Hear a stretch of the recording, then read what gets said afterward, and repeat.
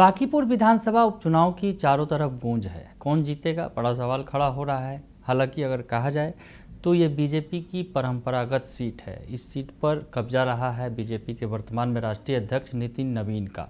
लेकिन जिस तरह से बीजेपी ने बीच मैदान में कैंडिडेट बदले तो ऐसे में बीजेपी की स्थिति कमज़ोर हो गई।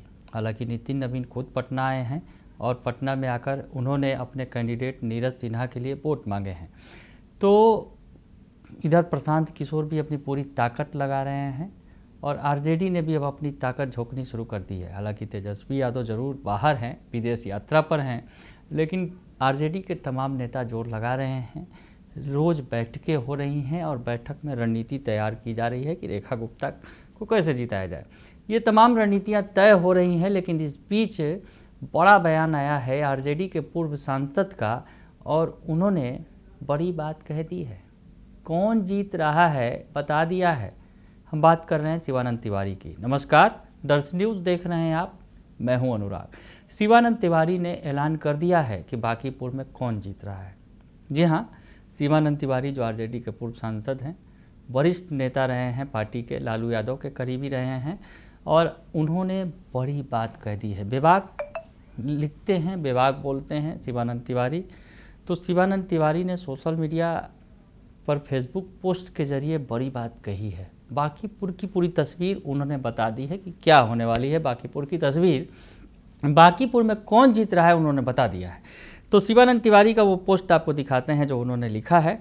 आरजेडी के वरिष्ठ नेता रहे हैं और आपको बताएं कि जो उन्होंने लिखा है, जो बातें लिखी हैं कि बांकीपुर उपचुनाव में प्रशांत किशोर का पलड़ा भारी लग रहा है। पहला ही लाइन लिखा है शिवानंद तिवारी ने कि बांकीपुर उपचुनाव में प्रशांत किशोर का पलड़ा भारी लग रहा है।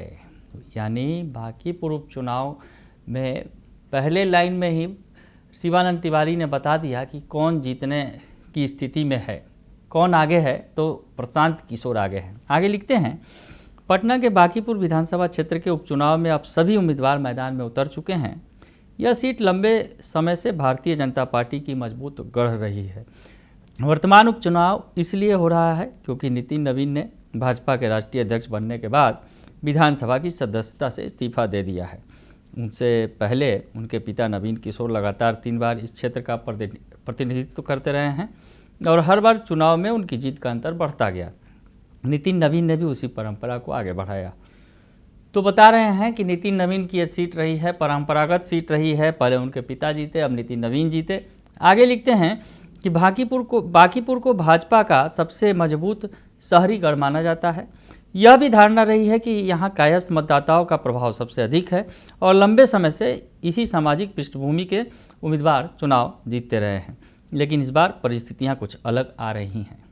एक राजनीतिक कार्यकर्ता के रूप में इस चुनाव में प्रशांत किशोर का पलड़ा मुझे भारी दिखाई दे रहा है। तो प्रशांत किशोर का पलड़ा भारी दिख रहा है, ये बता रहे हैं शिवानंद तिवारी। लिखते हैं, इसके पीछे पहला कारण महागठबंधन की स्थिति है। राष्ट्रीय जनता दल ने उसी महिला उम्मीदवार को मैदान में उतारा है जो पिछला चुनाव हार चुकी थी। इससे भी अधिक महत्वपूर्ण बात यह है कि चुनाव के सबसे निर्णायक समय में महागठबंधन के प्रमुख नेता विदेश प्रवास पर चले गए हैं।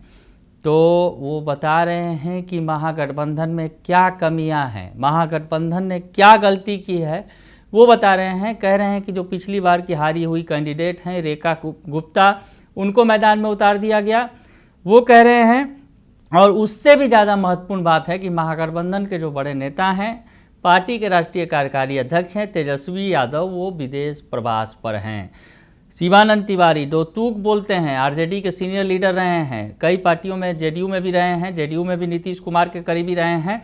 तो शिवानंद तिवारी जो आरजेडी के वरिष्ठ नेता के तौर पर लंबे समय तक उन्होंने लंबी सियासी पारी खेली है, तो वो कह रहे हैं कि महागठबंधन ने यहाँ बड़ी गलती की है, बड़ी चूक है और तेजस्वी यादव जो हैं वो विदेश प्रवास पर चले गए हैं। आगे लिखते हैं कि जब किसी दल का शीर्ष नेतृत्व अपने उम्मीदवार के चुनाव प्रचार में को प्राथमिकता नहीं दे रहा है तो उसका असर कार्यकर्ताओं के मनोबल और मतदाताओं के विश्वास पर पड़ना स्वाभाविक है। राजनीति केवल संगठन का ही नहीं बल्कि मनोविज्ञान का भी खेल है। राजनीति केवल संगठन का ही नहीं, मनोविज्ञान का भी खेल है। आपका संगठन कितना भी मजबूत हो, लेकिन आप जो मतदाता हैं उन पर मनोवैज्ञानिक आप प्रभाव नहीं डाल पा रहे हैं, क्योंकि नेता खुद गायब हैं। तो ऐसे में कहीं ना कहीं एक संदेश जो है, गलत मैसेज जा रहा है लोगों के बीच में कि इस चुनाव को कहीं गंभीरता से ले नहीं रही है आरजेडी। तो ऐसी स्थिति में वो कह रहे हैं, बता रहे हैं शिवानंद तिवारी कि ये मनोविज्ञान का भी खेल है, केवल संगठन से काम नहीं चलता। आगे लिख रहे हैं, दूसरी ओर भारतीय जनता पार्टी ने भी उम्मीदवार चयन में जिस प्रकार का भ्रम और असमंजस दिखाया, उसने कई सवाल खड़े किए हैं। अब आरजेडी बीजेपी के बारे में बता रहे हैं कि बीजेपी ने क्या गलती की है। यहाँ पर बीजेपी की तो परंपरागत सीट है, नितिन नवीन और उनके पिता जीतते रहे हैं लगातार, लेकिन यहाँ पर गलती कर गई उम्मीदवार के चयन में बीजेपी, और उनका कहना है भ्रम और असमंजस की स्थिति बन गई, कई सवाल खड़े हो गए। यह भाजपा के राष्ट्रीय अध्यक्ष द्वारा खाली की गई प्रतिष्ठित सीट है। पहले घोषित उम्मीदवार को हटाना पड़ा और फिर दूसरे उम्मीदवार को सामने लाया गया। उसको सुनने के बाद भाजपा पर आश्चर्य होता है। कहा जाता है कि सबसे ज़्यादा प्रबुद्ध मतदाता इस विधानसभा क्षेत्र में रहते हैं। ऐसे क्षेत्र में ऐसे उम्मीदवार का चयन तो उन प्रबुद्ध मतदाताओं का अपमान है। इतनी महत्वपूर्ण सीट पर इस प्रकार की स्थिति भाजपा जैसी संगठित पार्टी से अपेक्षित नहीं थी। इसके विपरीत प्रशांत किशोर की सबसे बड़ी ताकत, वो बताएंगे, अभी आगे लिख रहे हैं, लेकिन उन्होंने बताया कि बीजेपी ने यहाँ बड़ी गलती कर दी।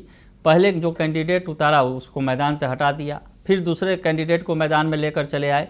और ये जो इलाका है, ये जो प्रबुद्ध मतदाताओं का है, पढ़े लिखे लोग हैं, यहाँ पर नौकरी पेशा वाले लोग हैं, समझते हैं चीज़ों को। तो ऐसी स्थिति में आपने उनके साथ छल किया है, तो बीजेपी की स्थिति यहाँ पर बहुत कमज़ोर हो गई है। ये बता रहे हैं शिवानंद तिवारी, दो टूक बता रहे हैं कि क्या होने वाला है। वो अगर कहा जाए कि भविष्यवाणी करते दिख रहे हैं बांकीपुर विधानसभा उपचुनाव का नतीजा क्या होगा। प्रशांत किशोर को आगे अगर यूँ कहा जाए कि बढ़त मिल रही है, वो कह रहे हैं साफ तौर पर। अब आगे लिखते हैं, इन तमाम चीज़ों के विपरीत, चाहे आरजेडी हो चाहे बीजेपी हो, और इसके विपरीत जो है प्रशांत किशोर की सबसे बड़ी ताकत उनकी राजनीतिक रणनीति और चुनावी प्रबंधन का लंबा अनुभव है। उन्होंने कई राज्यों में चुनावी रणनीतिकार के रूप में सफल अभियान चलाए हैं।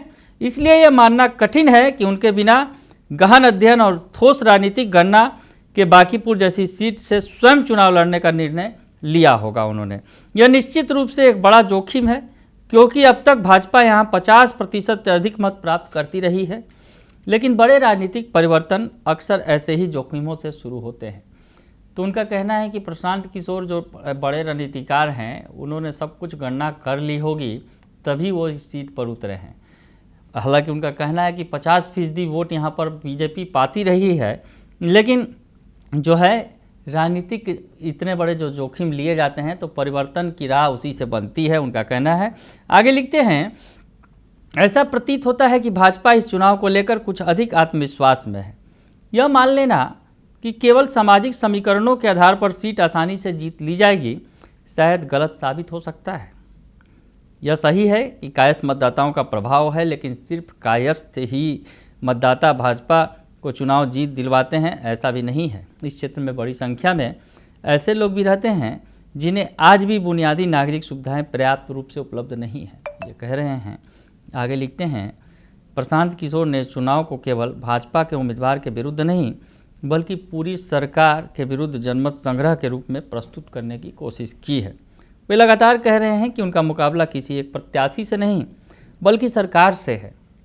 इस रणनीति ने चुनाव को स्थानीय मुकाबले से ऊपर उठाकर व्यापक राजनीतिक विमर्श का विषय बना दिया है। तो प्रशांत किशोर ने जो रणनीति अपनाई है, उनका कहना है किसी एक उम्मीदवार के खिलाफ लड़ाई नहीं है, बल्कि ये सरकार के खिलाफ लड़ाई है। एक सिंबॉलिक है ये कि अगर यहाँ से बीजेपी हारती है, प्रशांत किशोर जीतते हैं, तो सरकार को करारा जवाब होगा, सरकार के काम का जवाब होगा। तो कहीं ना कहीं जो है सरकार के खिलाफ वो सीधे सीधे वो कह रहे हैं। तो व्यापक रणनीतिक जो विमर्श है का अवसर अगर ये कहा जाए कि इस सीट पर मिल रहा है, चर्चा का विषय बनी हुई है यह सीट बांकीपुर। आगे लिखते हैं, यदि प्रशांत किशोर यह चुनाव जीतते हैं तो उसके राजनीतिक प्रभाव केवल बांकीपुर तक ही सीमित नहीं रहेंगे। आगामी विधानसभा चुनाव में विपक्ष की धुरी बदल सकती है और प्रशांत किशोर एक प्रमुख विकल्प के रूप में उभर सकते हैं। तो प्रशांत किशोर अगर इस सीट को जीत लेते हैं तो तमाम राजनीतिक समीकरण जो है वो ध्वस्त हो जाएंगे। उनका कहना है कि अगले जो चुनाव होंगे उसका ये जो प्रभाव, इस जीत का प्रभाव केवल बांकीपुर तक ही सीमित नहीं रहेगा, बल्कि आगामी विधानसभा चुनाव में पूरी विपक्ष की धुरी ही बदल सकती है और प्रशांत किशोर एक प्रमुख विकल्प के रूप में उभर सकते हैं। कह रहे हैं इस आकलन का आधार किसी प्रकार का सर्वेक्षण नहीं है, बल्कि एक पुराने राजनीतिक कार्यकर्ता की समझ पर आधारित है।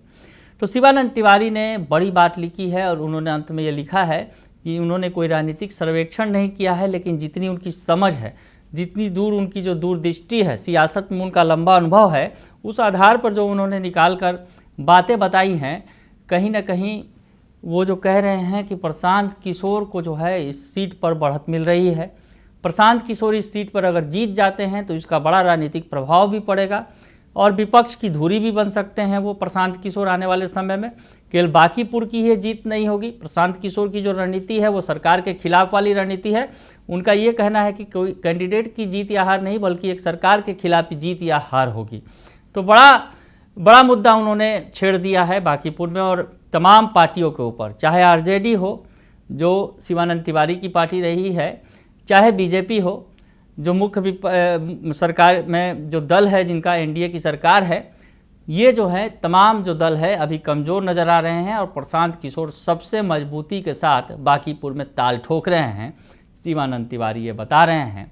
तो ऐसे में सियासी समीकरण तमाम बदल सकते हैं और प्रशांत किशोर चुनाव जीत सकते हैं। आरजेडी के सीनियर मोस्ट लीडर, पूर्व सांसद, विधायक, एमएलसी तमाम पदों पर रहे हैं, उन्होंने ये बात स्पष्ट तौर पर बता दी है। बने रहिए दर्शक न्यूज़ के साथ, तमाम खबरों से आपको अपडेट रखेंगे। फिलहाल के लिए इतना ही, धन्यवाद।